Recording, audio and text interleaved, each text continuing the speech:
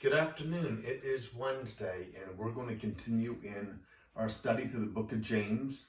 We've been in James chapter 4 the last couple of days. Hey, my co-host is missing right now. I think she's a little under the weather, and she's out in another room, so she won't be joining us today. But in the meantime, I got to tell you, I got a really nice text this morning from one of the gentlemen in our church who got some really good news. And it kind of segues into what we're going to talk about today, because this gentleman is one of the most humble people that I know. And so he sent me a text and he told me about how his doctor's appointments are going and how God has just protected he and his wife through this process. And so I'm rejoicing with him. In saying that, I want to kind of get into the verses. Chapter 4 of James, verse 6, where God says, through James, he says, but he gives a greater grace, that God gives a greater grace to people who are humble. He says, therefore it says, God is opposed to the proud, to the person who listens to this stuff, and he listens and he says, I really don't need that. I know that.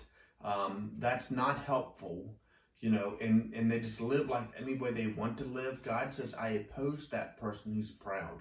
He said, God gives grace to the humble.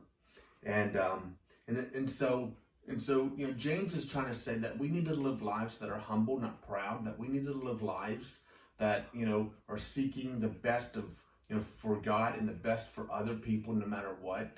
And God says that when you're in a situation where pride rules your life, how do you get over that? And James tells us very specifically how to do that. He says in verse 7, to submit therefore to God, resist the devil and he will flee from you.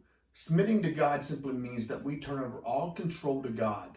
That literally we run and we wrap our arms around our Father's legs and we say, Father, I need you, I want it to be your way, it's your power, it's your might. I can't do it.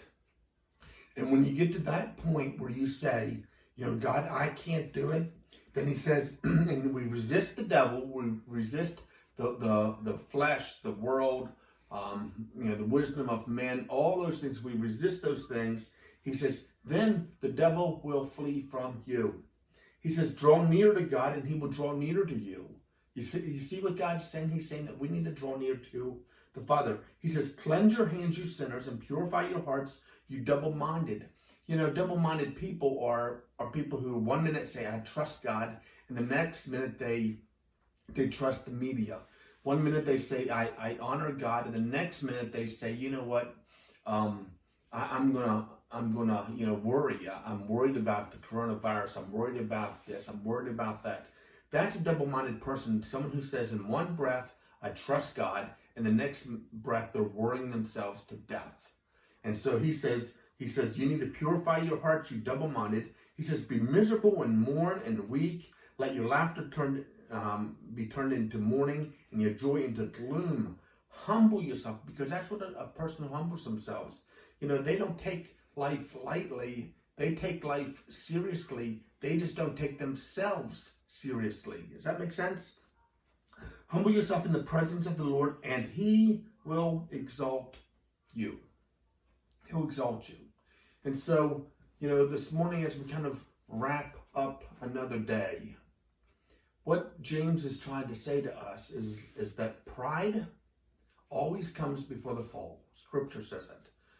Pride always comes before the fall. Therefore, what God wants us to be is humble. Even Jesus was humble. One of the greatest examples of that was at the cross. When Jesus could have called 10,000 angels just like that to take him off that cross.